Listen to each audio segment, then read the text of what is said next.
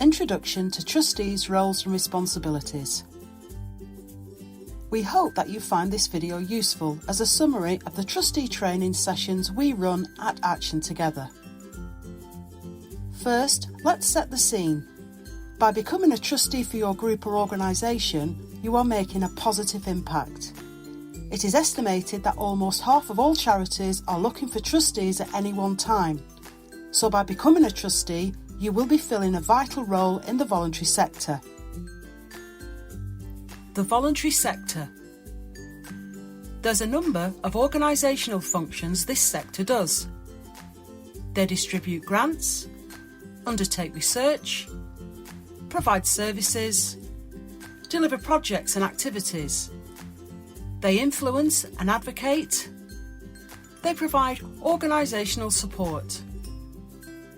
In 2021, a report which focuses on the sector called The State of the Sector found that 17,494 VCFSE groups make a difference in Greater Manchester.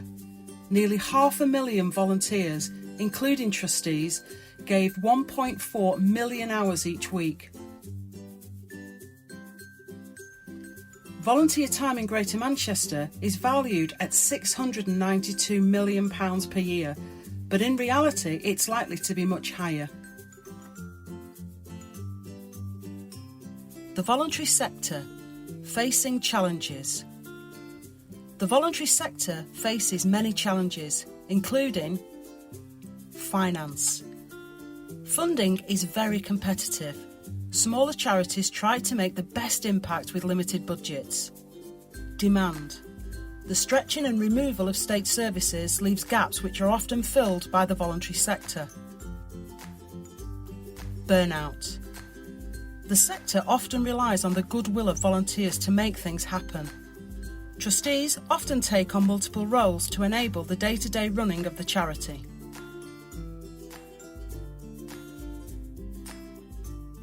The Charity Commission.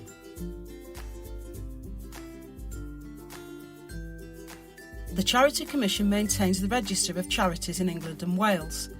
They also regulate them to ensure that the public can support those charities with confidence. They are an independent, non-ministerial department in the government and they are accountable to Parliament. Their responsibilities include registering eligible organisations in England and Wales which are established for only charitable purposes, taking enforcement action when there is malpractice or misconduct,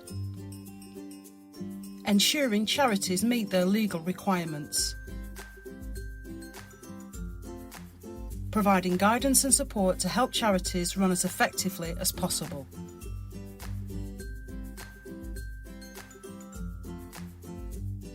Six key responsibilities of a trustee, the Charity Commission. To help us understand, the Charity Commission have broken down the responsibilities of a trustee into 6 duties. Act in your charity's best interest. It's about making balanced, informed decisions, thinking about the long term as well as the short term. Manage your charity's resources responsibly. It's about managing risks, protecting assets, reputation and people. Getting the resources your charity needs, taking care when borrowing and spending the charity's money, and acting honestly and reasonably. Comply with your charity's governing document and the law. It's about being familiar and compliant with your governing document. Being up to date with filing accounts, returns and any changes to your charity's registration details. Ensuring your charity is carrying out its purposes for the public benefit. It's about knowing what your charity can and can't do within its purposes and how your charity is fulfilling its purposes and benefiting the public and what difference your charity is really making. Act with reasonable care and skill.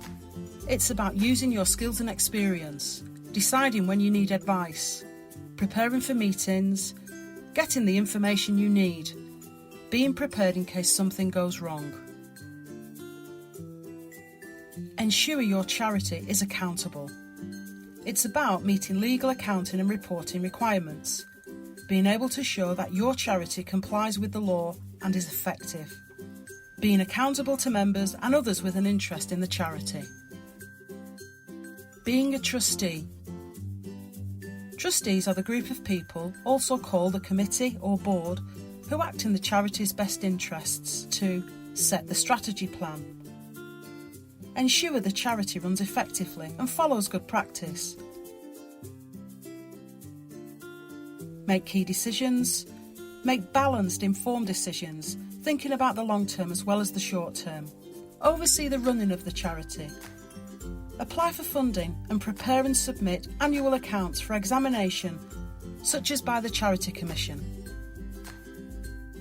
Responsibilities of a committee board. Acting as a collective group of decision makers. Trusteeship is about working together. They are expected to hold each other to high standards. They should operate at a high level and try to avoid operational decisions. They often delegate day-to-day tasks to subcommittees, staff or volunteers. In summary, the role of the committee is to collectively make decisions in the charity's best interests. The committee will work together to ensure that objectives are met and that tasks are completed. Where committee members can, they often delegate the tasks to staff, volunteers or to a subcommittee.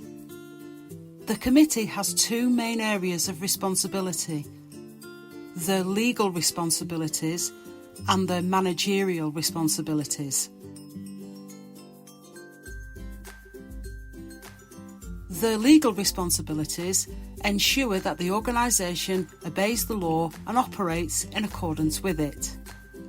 Their managerial responsibilities: acting as the managing body to see that the organisation achieves its aims and objectives in the right ways, making the best use of all its resources, like its staff, volunteers and assets.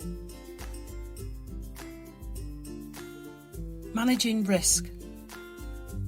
Trustees should regularly review and assess the risks faced by their charity in all areas of work and plan for the management of those risks. Risk is an everyday part of charitable activity, and managing it effectively is essential if the trustees are to achieve their key objectives and safeguard the charity's funds, assets and reputation. A risk is any event that could prevent a charity from achieving its aims or carrying out its strategies. Some risks charities face can include damage to the charity's reputation, receiving less funding or fewer public donations, losing money through inappropriate investments, change in the government's policy on a particular issue affecting grants or contracts.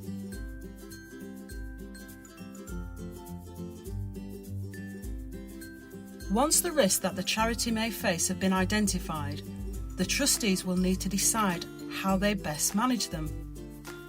You might want to establish a risk framework to help you make those decisions.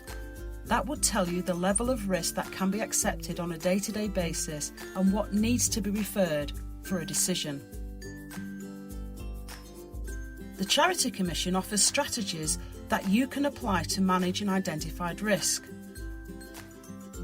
Transfer the financial consequences to third parties, usually through insurance or outsourcing. Avoid the activity altogether. For example, not taking up a contract or stopping a particular activity or service. Doing a comprehensive risk assessment. That will tell you whether the risk is low or high.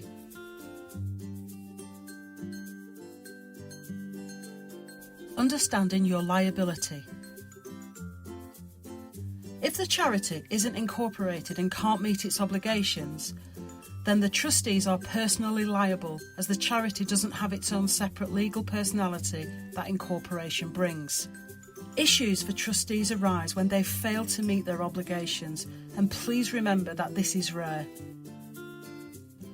There are three key areas in which trustees are exposed to personal liability: governance, Failure to comply with charity law, for example, spending money on something which sits outside the charity's purpose. Operational. For example, the charity spends more money than it has in the bank on a project, resulting in a deficit.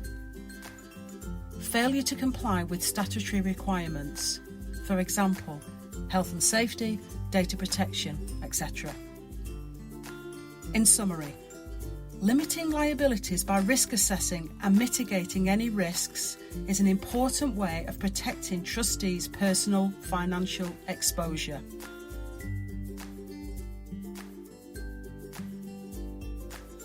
Main committee roles. Many new and existing trustees are not really familiar with their role, its requirements and responsibilities. This can be a problem for small and medium-sized charities, as the role of trustee carries with it legal duties, responsibilities and potential liabilities. Here we give a summary of the main roles and qualities needed to undertake each role successfully. The role of secretary. Find out what needs to be discussed and work with the chairperson to set the agenda. Compile and distribute the agenda to all group members. Organise meetings, book rooms, arrange refreshments, etc. Take minutes from each meeting and circulate them to members. General admin tasks. The qualities of a secretary. Being able to work well with others, especially the chairperson. Ensure quorum is met for meetings. The minimum number of members that must be present at a meeting to make the proceedings of that meeting valid. Be organised and a good planner. Be methodical and have an eye for detail. Be accurate. Have a good knowledge of committee procedures. The role of treasurer. Keeping track of money coming in and out, preparing the budgets and financial reports for members, making payments, invoicing, chasing up any debts, ensuring surplus money is invested appropriately. The qualities of a treasurer. Being able to work well with others, offer financial advice when needed, be methodical, good with details, accurate. Maybe have some budget experience and be able to work with figures. Have some financial experience or financial qualifications. Be able to follow up decisions. The role of chairperson. To organise the meetings and set the agenda with the secretary. Ensure meetings keep on time and stick to the agenda. Give everyone a chance to speak. Ensure that decisions are made fairly and settle any disputes which may arise. Assign tasks to group members and ensure they are carried out. Be the spokesperson for the group. The qualities of the chairperson. To be able to speak clearly and succinctly. Be impartial, tactful and sensitive to the needs of the group. Be approachable and able to delegate tasks. Have an understanding and experience of the voluntary sector and its key networks. Have experience of management committee involvement. Have a full understanding and sound knowledge of the work of the group. Having productive meetings. A good way to get the best from your meetings is to plan. Here are a few tips which might be useful. Have an agenda and stick to the times allocated for each item. Establish a set of ground rules, code of conduct. Agree how people are expected to behave in meetings. Clarify any pre-work in advance of the meetings. Have people done what you've asked? Have a quorum, making sure you have enough people to make a decision and follow voting rules. Deal with any conflict of interest and keep minutes of every meeting. Speak to the chairperson if you have concerns about the ground rules not being respected.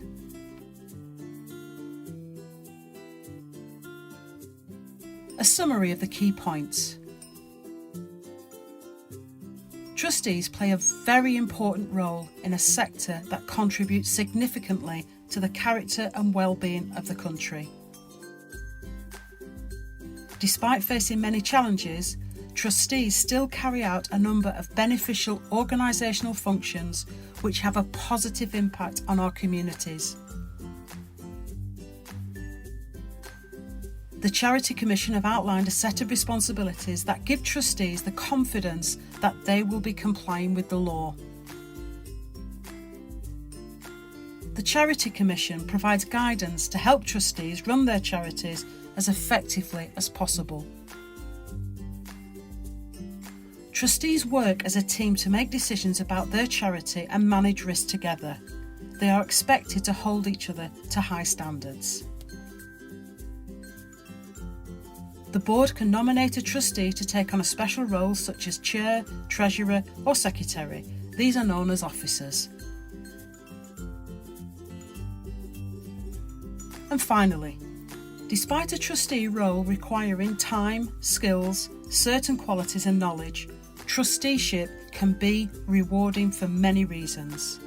Being a trustee is not only a valuable way of contributing to the charity sector, it can also be a fascinating and rewarding experience for individuals, helping them to broaden their interests and develop new skills.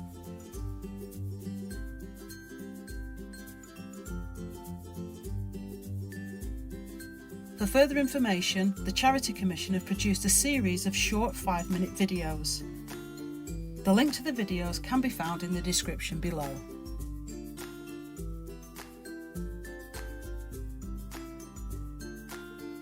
We hope that you have found this video useful. If you would like to know more about the work we do at Action Together, please contact our development team at development@actiontogether.org.uk. Thank you.